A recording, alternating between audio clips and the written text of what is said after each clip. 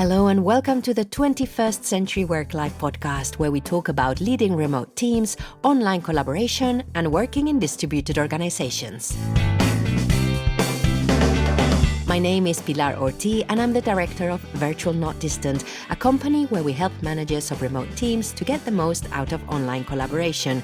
You can find out everything we do over at virtualnotdistant.com.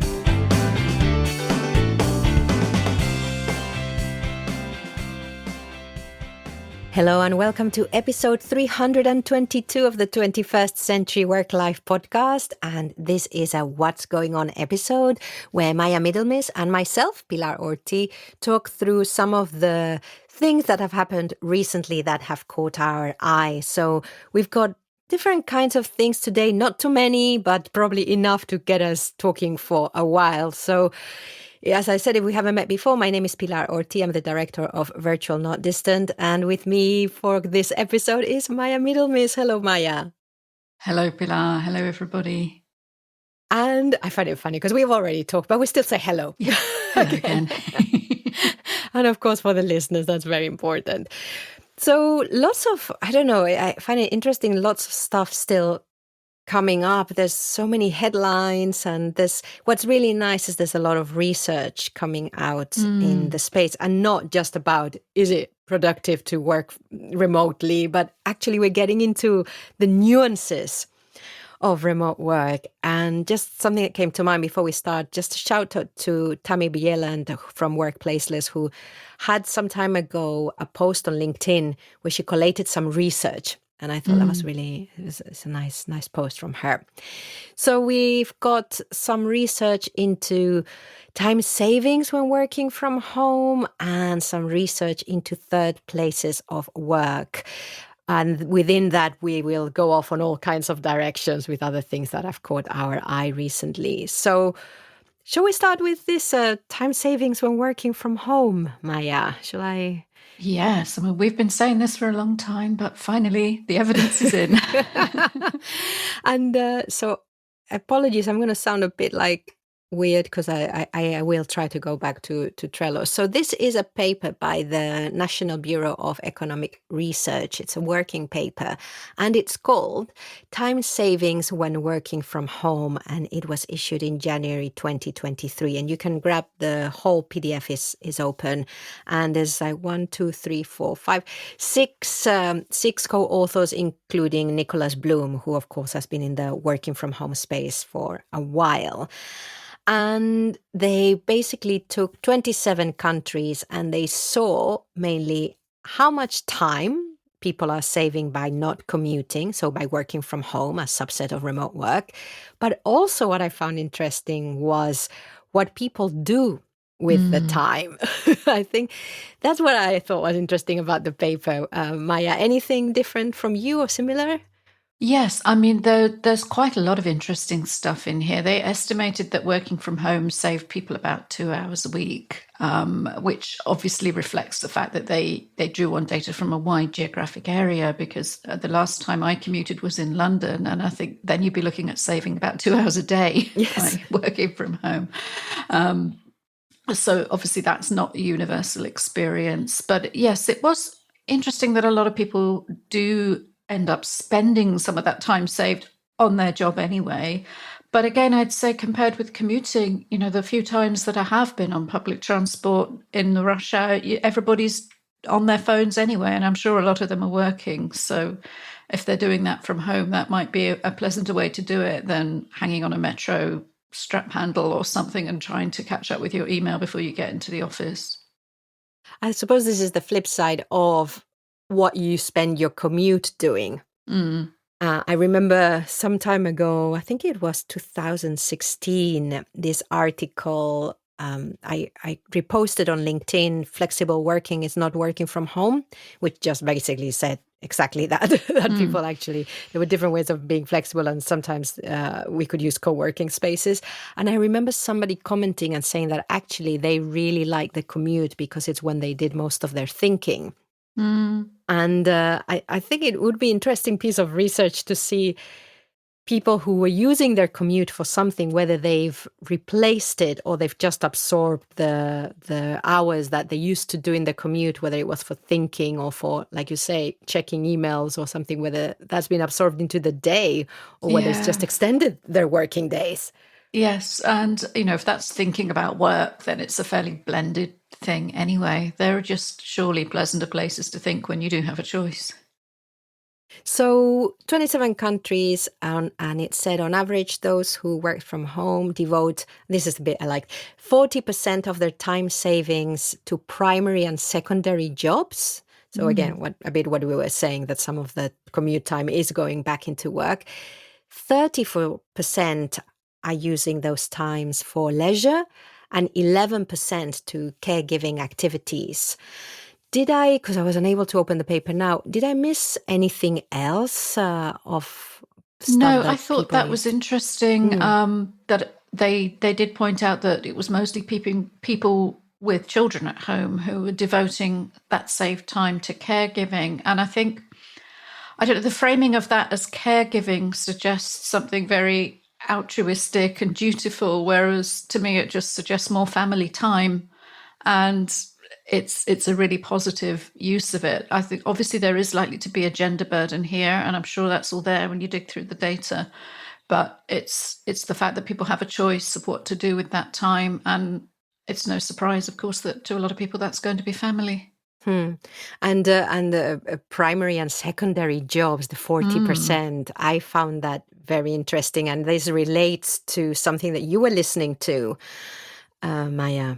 Yes, the latest Cal Newport podcast, which is always an interesting listen when it comes to how to get stuff done at work in a deep and productive way. And he was answering a specific question about how to contain your job within a shorter time frame if you're working from home. And I know we could point to loads of articles about people apparently doing 3 jobs or something when they're working from home, and whether their employers know and things like that. And he really wasn't talking about doing a second or third employed job, but simply having time to do what you want, whether that's spend time with your family or be creative or whatever. But he was talking about how to balance synchronous and asynchronous work and try and sort of contain things like blocking your meeting times, trading your access for accountability, like giving very clear, I'm going to be offline doing this, but I'll check back in with these results on this date, and so on. And he also, what I found quite fun was he reflected back to the original work from home book, Tim Ferriss and the 4-Hour Work Week, which is now God, it must be about 15 years ago, and he talked about working from home by stealth and kind of pretending you had to stay in for a plumber and then having your most productive day ever and things like that. And the maybe the 2023 equivalent of that is showing how much more productive you can be without being in constant synchronous communication, and showing that you can actually be trusted to get stuff done, but you have to carve out that time to focus. Although interestingly, we talk a lot about asynchronous work on this podcast, and Cal Newport's quite an advocate of blocked sync rather than opening up, say, an email thread or something that might go on forever, as saying that, right, I'll be open for office hours between 2 and 4 on Thursday. Ask me then in real time and we'll just clear it up. So, he's not an advocate of remote work in the sense that he sees it as creating a lot of these open-ended communication loops that you would just clear up very quickly if you were in the same place together. So he suggests trying to replicate that in a very calendar-limited way. So lots of interesting stuff in there. Yeah, so going back to the time savings thing and the secondary job, because one of the things he said was that some of the time that you can save by being more productive doing your remote work is that side hustle, and that reference to Tim Ferriss. I remember I was absolutely horrified when I read Tim Ferriss that he was basically encouraging people to do their side hustle in the office. Yeah, or to eliminate time. themselves from their business altogether and just outsource Yes. the entire thing. Yeah, and I suppose that I mean, I like that. I don't think that's what he's saying. I think what he's saying is be effective, be productive, so that you can spend time on something else if you want to. And I found the time savings yeah, the fact that time savings had that secondary job. Although I think also it could be that people can hold two jobs if they've saved so much time at Yeah. home. It could be a part-time job that they can take on if they're saving. Absolutely. I mean, the idea is that it should be, if you can get your work, as Cal Newport and others have advocated, to be measured on the results and what you actually produce, then the time frames over which you do that, that's on you. And if it takes you twice as long as anyone else, you're going to have some all-nighters. But conversely, if you get it done in a much shorter time, then that time should be yours that you get back to do with what you will. And what you were mentioning about this, the synchronous versus asynchronous, that is going to be interesting as well, going into, I suppose, a second or a sub article that we've got here about the 4-day week. Because, of course, regardless of whether you are in a remote organization or not, if the organization starts to adopt things that mean that people use time differently, like a 4-day week, then that communication needs to change. So so tell us a bit more what he was saying about the synchronous versus asynchronous communication. Well, I think this stems from a lot of the research he did in A World Without Email, his most recent book, about what he refers to as the hive mind of continuous business conversation. And I think you can have a risk with async, maybe with remote particularly, that there's a sense that when you get a communication in and you reply something to it, maybe quite hastily, it then gets it off your plate and it's back into the Slack feed or somebody's inbox, and it doesn't really get sorted.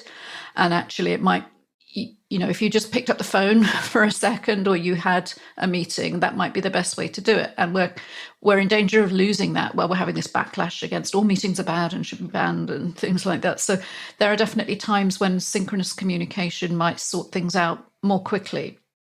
And so what he suggests is calendarizing those and having something like an office hours afternoon when you're just available on Slack or even in an open Zoom or something, that if you've got a live issue, this is when to knock on the door and deal with it. He's an academic, I think, Cal Newport. So it's probably coming from that world of, okay, I'm doing research all morning, but then I have my office hours in the afternoon for students to come and bring me their questions and stuff. So it's a bit like replicating that online, I suppose, having sometimes that everybody knows that your door is closed and your head is down, and unless the building's on fire, then you don't want to be disturbed. Whereas other times you are there and available to other people. And once you train people around you to work with that and expect that, it can help them respect their own deep work time as well and safeguard that and make sure that you overlap and synchronize with when you need to be in contact. And the rest of the time, you're not worrying about what anybody else is doing and you're just getting on with your own stuff. So, he talks a lot about how we're going to learn from the companies that are making remote work really well. And obviously there are more and more of those all the time. And a lot of them existed before the pandemic.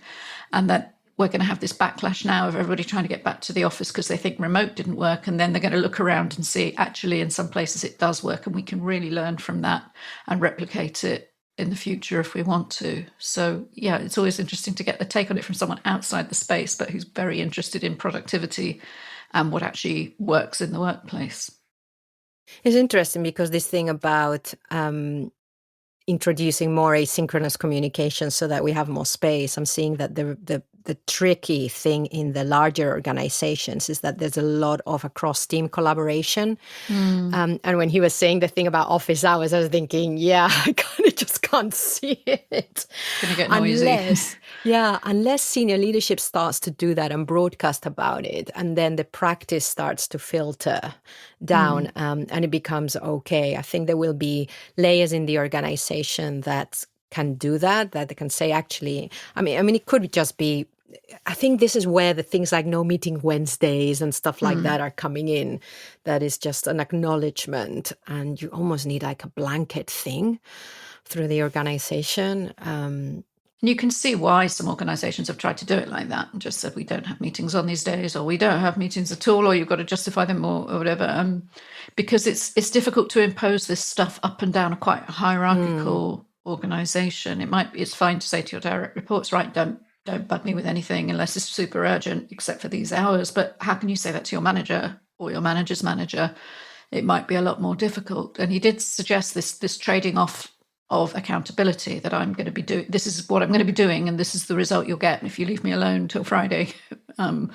But it is quite difficult, I think, to do that up an accountability line. And so, yes, I think you're right. These yes, and across to other teams as well, where the practices might be completely different. So definitely it's better if this stuff is modeled by and promoted from the top down. And we'll keep looking. I think the point you made about, that he was making about how now there might be a little bit of pushback towards remote until things settle and until people really figure out how to do it well. And it might might be like a second wave. So that was a very interesting point. Yeah. So that was, I forgot. Linked. What was it? What's the name of the podcast? That was Hacking Remote Work. It's Deep Questions with Cal Newport, and it's his episode 236. And something just came that is I think goes quite well with the article on saving time, is that this newish new initiative of the last decade of a 4-day week. And that was going to save people. That's going to give people a whole day a week to do whatever they want. And the article in The Guardian from the 21st of February 2023. So that's only it's a day before we're recording. Yes, it's very current that this trial within the UK has now been sort of formally reviewed. And I know it's going to be a real shock to listeners of this podcast, but guess what? Everybody thought it's a really good idea to work a 4-day week instead of 5. And most people who took part want to carry on that basis. So the headline is 4-day week, major breakthrough in inverted commas as most UK firms in trial extent changes. Nearly all companies taking part opt to continue with new pattern as staff report better work-life balance. Of the 61 companies that entered the 6-month trial, 56 have extended the 4-day week, 56 out of 61, including 18 who have made it permanent. And then the findings will be presented to MPs on Tuesday as part of a push urging politicians to give all workers in Britain a 32-hour week. Good luck with that. Yes. Yeah, I mean, it's hard to see this becoming universal, but it is just so interesting. It is all part of this stuff that Cal Newport's talking about and everybody else, that we are still figuring this out, what work's going to look like now. And we can't have the kind of changes that we've been through in the last couple of years and then simply reset the clock. Everybody's still trying to work out what they want, what works best for them as a team. And it's great that the experimentation's continuing.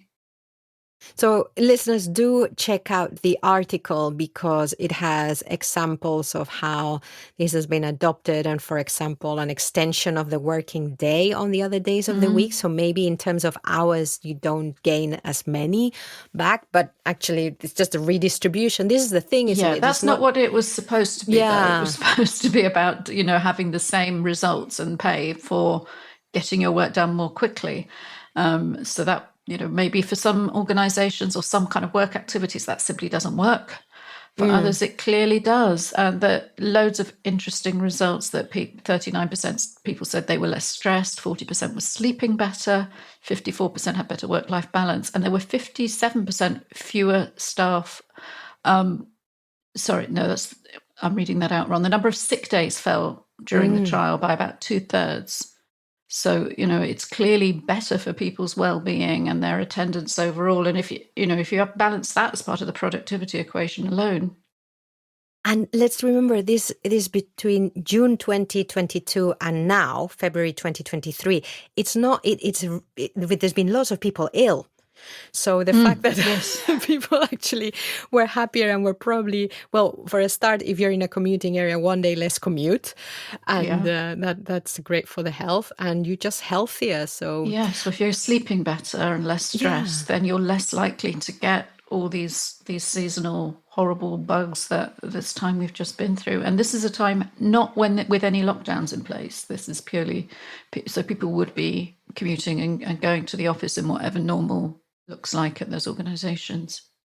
I hadn't clocked on the, just going back to the increasing the working day. For example, another company is saying by 1 hour. And it strikes me that this is not, it's in the name of well-being and flexibility, but at the same time, it strikes me it's not just about working less hours a week, but it's also about redistributing those hours. And that actually for some people, as long as the work is not super stressful and you're burning out during the day, basically, that actually maybe working 1 or 2 hours more a day and then having one whole day off extra is better for them than distributing the hours along the week. Absolutely. And it's choice, isn't it? And personal lifestyle again, because I think for a lot of parents, possibly, they'd much rather have the 32 hours spread over 5 days and finish a bit earlier. And just if people can have a choice about that, then I think that's going to give people the reduced stress. Good. I wonder what happens when the people who want to work, but who would? Because you're getting, the pay is the same. Everything seems, nothing's changed except the number of hours. And so this is really good news, because that's 6 months, and 6 months, you can start to see whether it's going to work or not. So it's great. More and more data. So that's, sorry? More and more data, more and more evidence. I'd love to see a bit more on the companies that decided that it wasn't for them. What were the factors? Because that's also really valuable, actually. Yes. That would be great. So on to our next piece of research by John Hopkins and colleagues, Ryan Job and Carla Ferraro, research into third places of work. And this is all about, this is not about working from home. It's about working from home and having other spaces, or just not working from the main office and using third places of work like cafes, etc., pubs, whatever.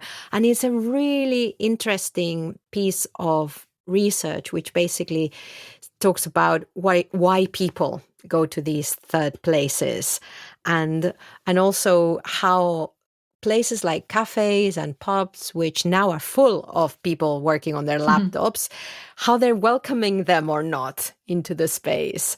So anything that struck you from this piece, Maya? Yeah, I always find these interesting, because I am, as long-term listeners will know, really a work from homer, and I don't regularly go and work somewhere else. I keep sort of trying to make it part of my routine. I'm very happy to work from wherever when I'm traveling, but when I'm home, I tend to be at home. And so it's quite interesting to see these personas that they've drawn out and try and think, could I fit, could I be a caffeine creative, or a suburban socialite, or a lunchtime liaison? That sounds a bit kinky.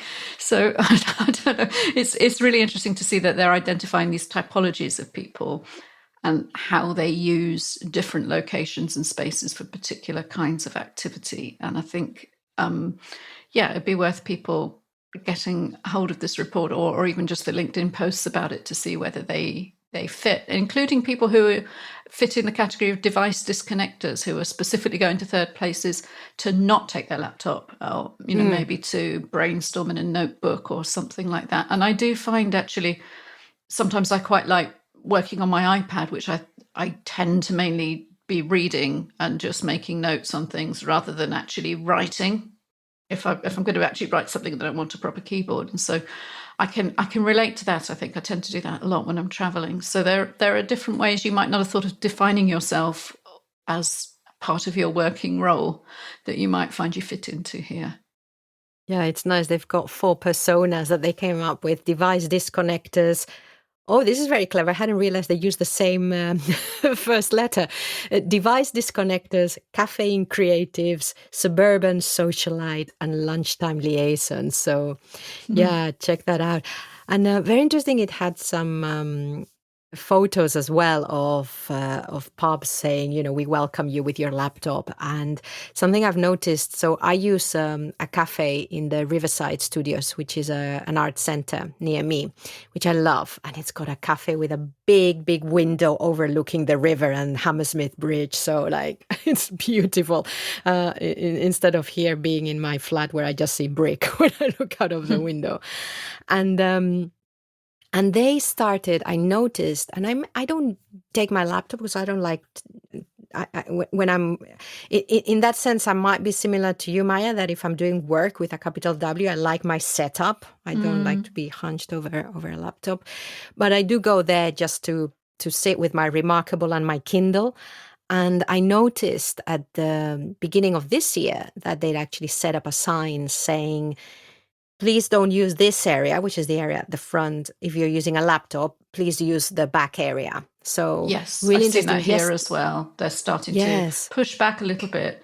In fact, when I was in Madrid a couple of weeks ago, I got to somewhere quite early for lunch because it fitted with my day, and they were going around putting out signs for the lunchtime period. Yeah. Saying this is not a laptop zone anymore, because that's the table for 2 or 3 people or one person with a laptop, and it's not always good use of their space there. So that they were just putting that sign out, so they were obviously fine with it for the morning working period, but at lunchtime they'd rather have the bums on seats and the extra covers. So it is their space, I suppose we should remember.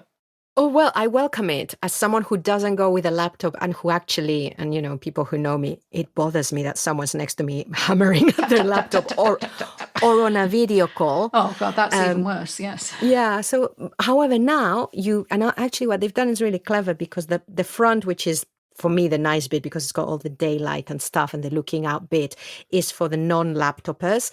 But actually, it's just a little bit further in. It's still very nice, and it's darker. So actually, if you're on a screen, that place is also better. But yesterday, that bit was quite full, and there was no one around me in the other area. So, but really interesting. And some of the research. So the research is mainly in Australia, and one of the, as well as coming up with these personas, they ask, to what extent do you think working from third places contributes positively to your overall well-being? And there were mental benefits. Well, for a start, 4.3 out of 5 said yes, it does. And the benefits were mental reset, social connection, and great coffee, which is great. Yeah. Well, it's part of every remote worker's toolkit. No, I love that. And to be honest, one of the reasons I go to the Riverside is because their coffee is actually very good. And the other reason is it's warm. Okay, yeah. Well, that's important at the moment.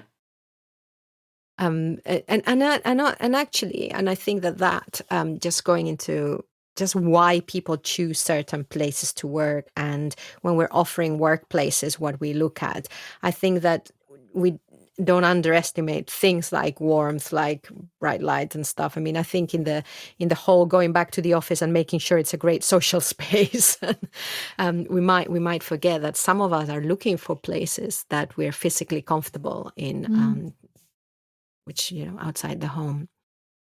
Great. So, anything else about either of those pieces, which is just. Yeah, I love the research into third places of work. I think that the fact that there's not enough data. I was trying to come up with another one for people like me who are really irregular third place users, and it needs to be something beginning with T to go with traveller. Okay. Yes, but of course. I couldn't really think of it, and their typology is really about people who regularly go and work outside the home, which I don't fit. But I'm a sort of temporary traveller. I was going to say something like that, hunched over a laptop in an airport or a Starbucks or something. Yeah, because you do.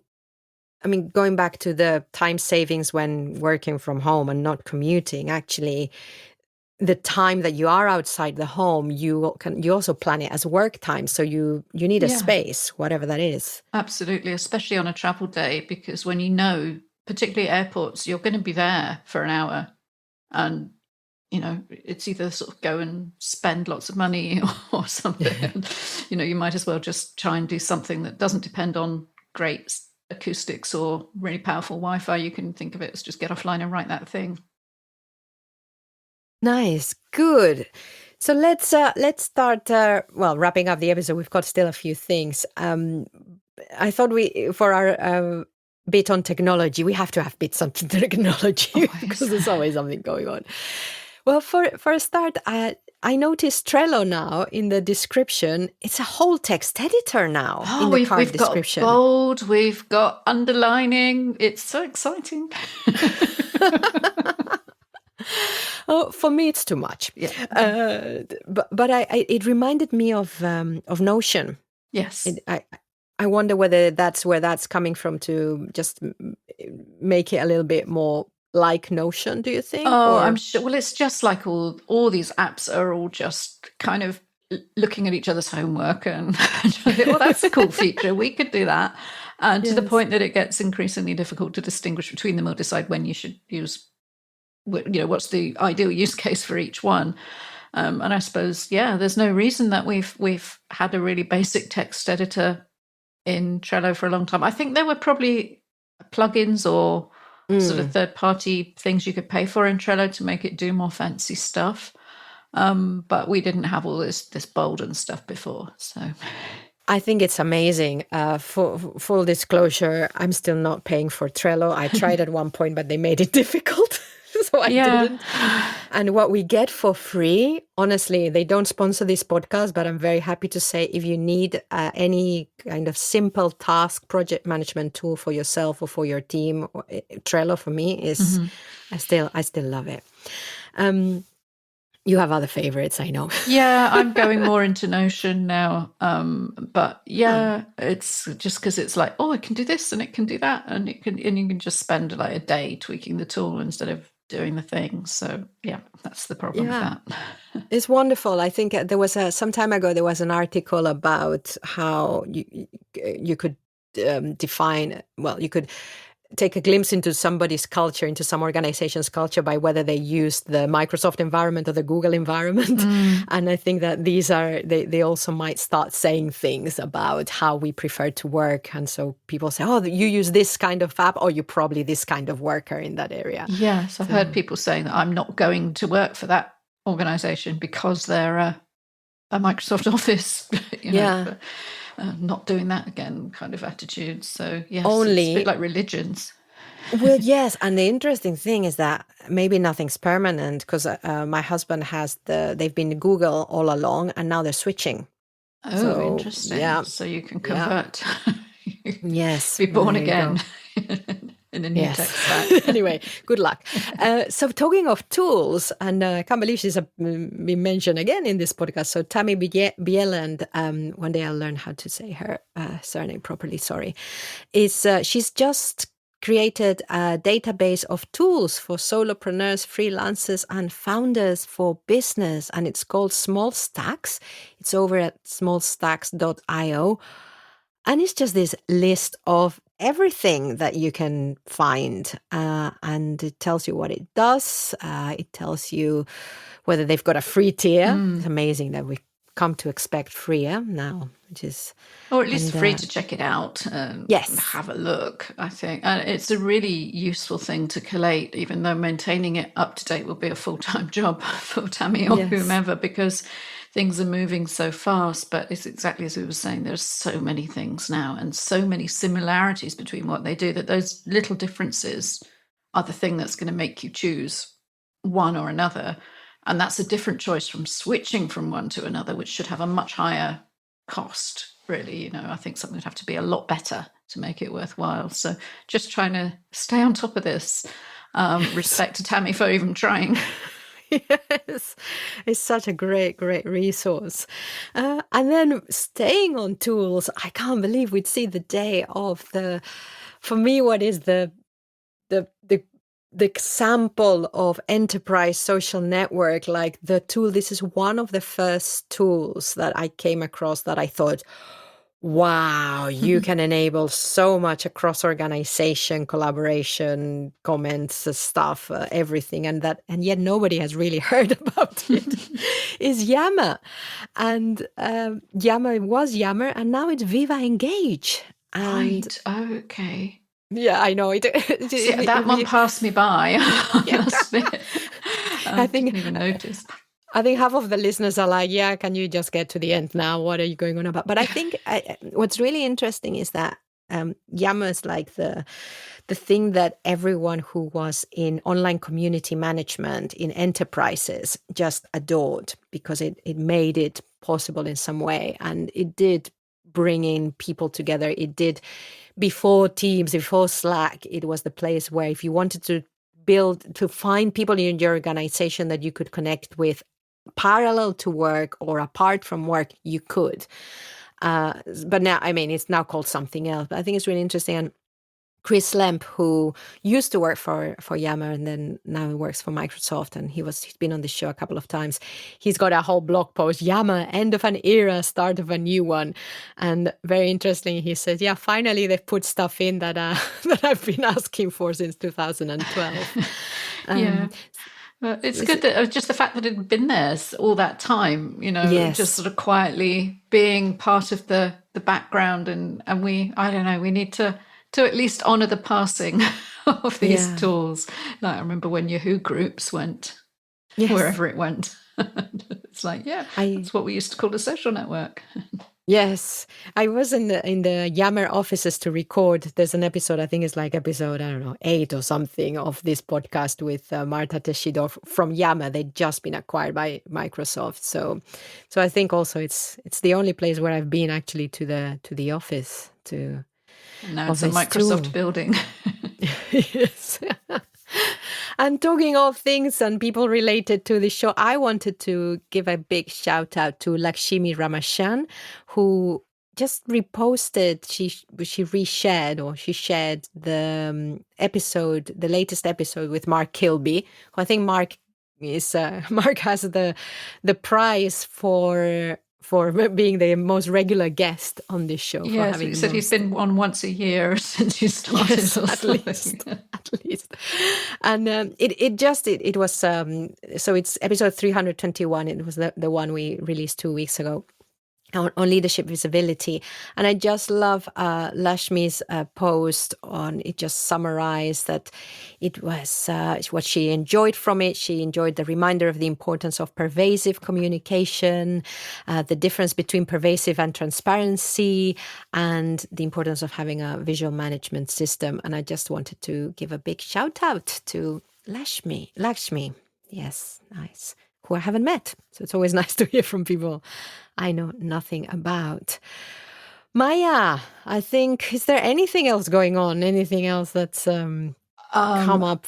Nothing in the last couple of weeks. I think we've covered most of the big stories for the second month of the year. And I can't believe it's like we're more like 3/4 of the way through February already. It already feels like it's been a busy year. So I think we're going to continue to see evolution on the policy and research side, and of course on the tech side. And we'll be keeping you up to date with all of that every month. Excellent. So listeners, if you have anything that you'd like to let us know about what's going on, if you found an article, especially a piece of research that starts to drill down into the whole new ways of working, then please send it through to us. You can email me directly, pilar@virtualnotdistant.com, or you can go to virtualnotdistant.com and there's a contact page there. And there you can also sign up over to our monthly newsletter, which has reading and listening recommendations. You can follow us on LinkedIn, although that page is very quiet. You can, if you must, follow us on Twitter, Virtual Teamwork with a 0. It's there. And of course, make sure that if you are listening to this podcast on the web, make sure that you are subscribed to it in whatever podcast app you use. And a big shout out to Ross Winter for polishing the audio. And a big thank you to you, listeners. We know there's loads of shows out there. Loads of very good shows about remote work, loads of shows about new ways of working. So we are delighted that you listen to us. Thank you for listening. A big thank you to Ross Winter for polishing the audio of this episode. And thank you, listeners, for choosing to listen to the 21st Century Work-Life podcast. Remember to subscribe to the show on your favorite podcast app, and you can check out the full show notes over at virtualnotdistant.com/podcasts. Talking of podcasts, we have another show you can listen to, Management Cafe, which you should also be able to find on all podcast apps. I have been Pilar Ortiz. Wherever you are, whatever you're doing, enjoy.